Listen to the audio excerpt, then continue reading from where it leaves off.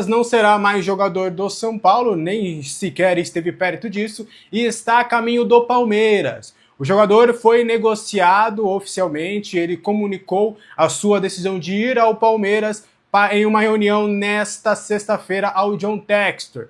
Ele comunicou que gostaria de se mudar para o Alviverde, o nosso rival. O salário dele vai passar do R$1 milhão por mês, algo bem maior do que ele já recebia quando ele atuava no Botafogo. A preferência era uma renovação contratual que acabou se arrastando, e aí o Palmeiras foi lá e fechou a contratação, vai pagar algo em torno de US$6 milhões pelo jogador que já tem mais de 30 anos, atua prioritariamente como segundo volante, mas que também pode acabar quebrando o galho ali como primeiro volante. O jogador era cogitado no São Paulo, o São Paulo tentou a sua contratação e insistiu na sua contratação mediante aquela troca de jogadores que a gente já tem conversado há um bom tempo sobre São Paulo e Botafogo, envolvendo várias peças, vários nomes, mas até o momento não chegaram a um consenso. E o Marlon Freitas era um dos 3 nomes que o São Paulo acreditava ser prioridade nessa troca, como com Savarino e também Vitinho. Com isso agora, Marlon Freitas assinará contrato de 3 temporadas com o Palmeiras e será o nosso rival aqui de muro. Você gostaria da contratação do Marlon Freitas pelo lado do São Paulo? Acabou não rolando, mas acho que de coração, mais de R$1 milhão de salário, numa troca que a gente já tem visto que o São Paulo não deve levar a melhor, jogador de mais de 30 anos, não sei se no esquema do Crespo ele se adaptaria. Enfim, acho que no fim das contas o São Paulo não perde muita coisa com a saída do Marlon Freitas, mesmo ele sendo um baita jogador, ele é um jogadoraço. Mas acho que, trazendo todo o contexto, acho que o São Paulo não perde muita coisa não. Mas eu quero ver a opinião de vocês aí nos comentários. Beleza? Falar sobre o goleiro Yong. Ele tá fora dos planos, pelo menos neste momento. A gente vai explicar um pouco. Ele pode até permanecer, né, sendo o terceiro goleiro do São Paulo, mas há um entendimento de que é melhor para ele, para a maturidade dele, para o amadurecimento dele, o São Paulo renovar este contrato, e aí eles estão pleiteando essa renovação contratual até 27, 28, e aí você consegue emprestar o atleta sem aquele risco do que aconteceu com o Lucas Perry, com outros goleiros que o São Paulo acabou emprestando, e aí quando o cara se destacou, o São Paulo se ferrou. A expectativa do São Paulo é de conseguir o empréstimo do Yong, renovar esse contrato, consegue o empréstimo e aí você empresta ele prioritariamente para um clube de Série B. Até do que eu pude conversar, há um entendimento de que se ele for para uma segunda divisão é mais vantajoso, porque ele vai ter um campeonato que é muito competitivo, que tem calendário o ano todo, que provavelmente ele pegaria equipes tradicionais e jogaria numa equipe tradicional, num campeonato importante, tendo sequência, então há um consenso de que seria o melhor destino para o Yong. E aí eu questionei, falei, poxa, será que não vale a pena você, né, segurar o cara em vez de ter contratado o Carlos Coronel, aí que deve ser anunciado nos próximos dias e tudo? E aí conversei com uma pessoa importante do São Paulo. Ela me afirmou que o Yong, ele é muito promissor e que o Crespo gosta do Yong, mas ele me deu um cenário hipotético. Por exemplo, essa pessoa com quem eu conversei falou, pô, em 2024, o Rafael, que tá catando muito agora, ele foi convocado para a seleção. Em 9 jogos a gente precisava de um goleiro com confiança, um goleiro que desse conta do recado. O Yong, por mais que ele tivesse ido bem contra o Santos, ele ainda é um goleiro inseguro, ele ainda é um goleiro que precisa de rodagem. E aí, no São Paulo, ele não vai ter essa rodagem, esse lastro, essa calma. E até essa pessoa me deu um outro exemplo. Digamos que o Rafael não se machuque, e a gente espera que não, e aí ele não vai ter sequência, ele vai ter um jogo aqui, aí fica 9 jogos sem jogar, aí aparece mais um jogo, aí depois, aí essa pessoa com quem eu conversei falou, cara, a gente projeta no máximo, se tudo der certo com o Rafael, o goleiro reserva vai jogar 5, 6, 7 jogos na temporada. É pouco pro amadurecimento dele, é diferente, por exemplo, da gente trazer o Carlos Coronel, que já foi testado em diversos cenários, em diversos contextos, tem 28 anos, é um jogador de seleção paraguaia. Se ele tiver a oportunidade, ele vai estar pronto. O Yong ainda não, porque ele está num processo de maturidade. Então essa foi a justificativa que foi me falada. Eu já reitero a minha opinião, eu acho que o Yong deveria ser o segundo goleiro do São Paulo. Conversa com o Crespo, faz um revezamento ali no início, nas Copas joga o Rafael, e aí você no Brasileiro, um outro jogo você dá sequência para o Yong, enfim, acho que daria para você manusear, mas estou trazendo a visão com quem eu conversei das pessoas lá do São Paulo. O que você acha? Está comigo ou está com o pessoal do São Paulo? Quero saber a sua opinião aí nos comentários, beleza? James Rodrigues no São Paulo, será que ele vai voltar, rapaz? É claro que não. Mas eu não tô fazendo clickbait nem nada. Essa notícia aconteceu. Eu vou explicar vários bastidores. O jornal AS da Colômbia, e é um jornal importante, o jornal AS, principalmente na Espanha, né? Ele é muito forte no México. Então não foi qualquer Zé Mané, qualquer jornalzinho, jornaleco que publicou, não, só para atrair cliques, não. A gente está falando do jornal AS, que é um dos principais do mundo. Todo mundo no meio jornalístico conhece o jornal AS, principalmente o da Espanha, mas ela tem outras vertentes aí, principalmente na América Latina. E aí, o jornal AS noticiou de que o James Rodrigues estaria negociando secretamente o seu retorno ao São Paulo Futebol Clube. A matéria, que eu vou até ler aqui alguns trechos, o São Paulo estaria interessado na volta dele no Morumbi. O clube brasileiro estaria negociando secretamente o retorno do meio-campista de 34 anos e já teria apresentado uma proposta aos representantes do jogador. E aí o jogador estaria se preparando para a próxima Copa do Mundo em 2026, lá nos Estados Unidos, o que deve ser a última Copa do Mundo de James Rodrigues, né? A não ser, né, 38 anos, dá para ele jogar mais uma Copa, mas a gente sabe que ele não é um dos jogadores mais compromissados, principalmente com os clubes. E aí, obviamente, a gente já estranha essa informação, mas eu falei, cara, até para eu trazer uma informação completa, né? Porque vai que, né? A gente sabe, tem maluco para tudo. Mas aí a gente conversa com o São Paulo, Alex, por favor, né? Esquece isso aí, nem... Eu conversei com 3 pessoas do lado de São Paulo, uma delas foi até mais simples. Eu falei, pô, irmão, sexta-feira pós-Natal, você me vem com uma... Qual que foi a palavra? Calma aí, deixa eu pegar a palavra. Você me vê com uma baboseira dessa, aí, né, a gente já vê. Aí com as outras 2 pessoas eu conversei, aí aproveitei como gancho para ver a possibilidade de um meio-campista, né? São Paulo tá negociando com o meio-campista, ali a prioridade era o Savarino, me falaram que estão de olho ali algumas opções sim, mas não me detalharam os nomes. E aí a gente vai conversar com o lado do staff para entender até os próximos passos do James Rodrigues e tentar entender deles, falar, né, uma confirmação. O James Rodrigues ele é agenciado pelo Jorge Mendes, um dos principais empresários do futebol mundial, só que ele não... É o escritório do Jorge Mendes, mas o Jorge Mendes, e isso é muito comum com os grandes empresários, é a figura, né, do Jorge Mendes CNPJ, mas tem outros empresários contratados por ele que cuida ali dessas situações, e uma dessas ocasiões é o que acontece com o James. O Jorge Mendes não trata diretamente em negócios mais do James Rodrigues, já chegou a tratar em outros tempos, quando chegou a negociar com o Manchester United, com o Real Madrid, quando ele foi, com o Bayern e tudo mais, mas já das últimas negociações não é o Jorge Mendes que lida diretamente com o James Rodrigues. E aí fui conversar com o pessoal do James, foi me falado, inclusive, que existe sim possibilidades no futebol brasileiro, mas que no São Paulo não saiu tão bem e que eles acham difícil realmente qualquer possibilidade no São Paulo. Eles até não descartam uma volta, né? Não descartam a possibilidade, tipo, se o São Paulo quisesse, pelo que o teor da conversa que eu tive aqui, foi no sentido de que, ó, se as portas estiverem abertas e tudo, mas não estão abertas não, tá bem trancadinha, com cadeado, botaram ali ainda umas correntes ali, tem até senha elétrica, tem tudo lá, então não vai acontecer nada nesse sentido não, mas que eles estão procurando sim um destino pro James Rodrigues, até não sei até que ponto também o jornal AS acabou sendo usado, né, para dar uma valorizada, para colocar o James em evidência, né, porque a gente sabe que às vezes isso acontece, mas o lado do São Paulo obviamente não tem absolutamente nada, vamos manter a calma, a parcimônia, não precisamos, né, nos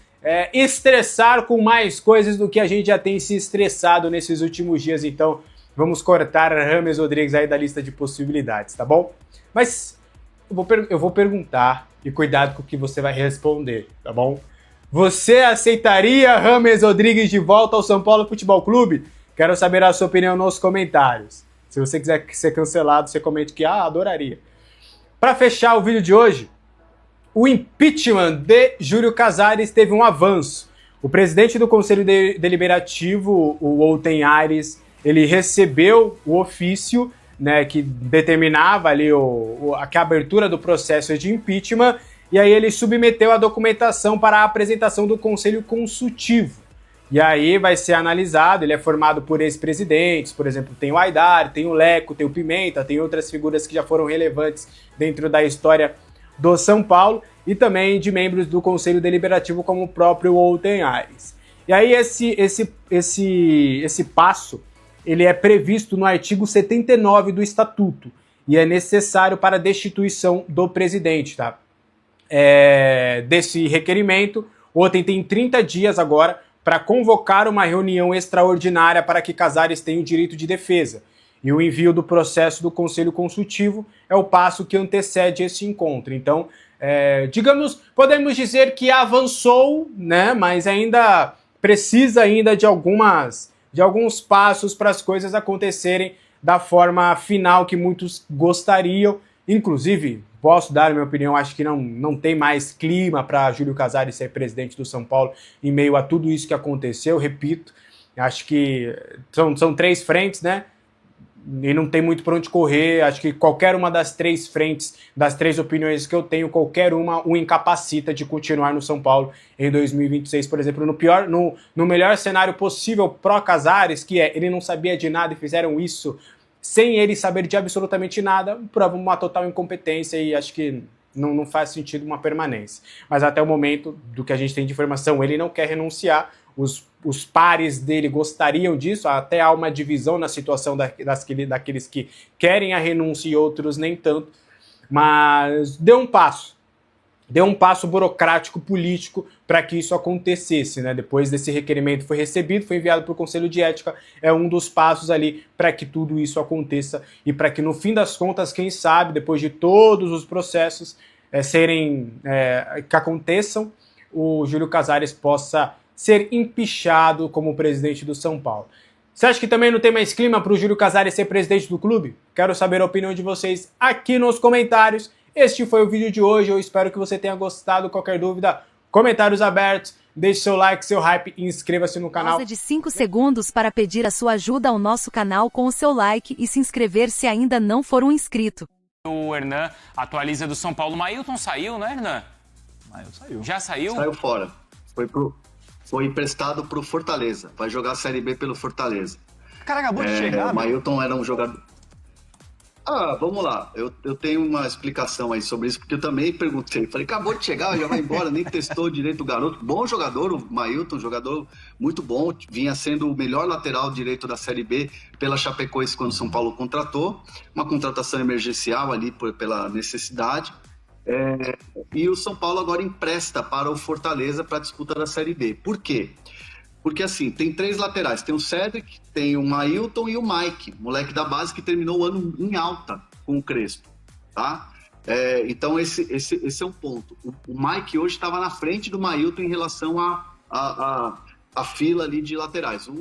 O Cedric é o titular, o Mike acaba sendo o segundo e o Mailton acabou sobrando na história. E aí o São Paulo acabou emprestando o jogador para ele não ficar parado, só treinando ali, e não tendo oportunidades. Então o jogador quer jogar, acabou sendo emprestado, viu com bons olhos o Fortaleza, foi embora, tchau. Se de repente chegar alguma proposta para o Mike, que já chama a atenção, o São Paulo também está se preparando para isso, ou pelo menos me disseram que está se preparando para isso, e tem também a questão do Vitinho do Botafogo, né? Nessas trocas todas aí, o São Paulo está de olho no Vitinho.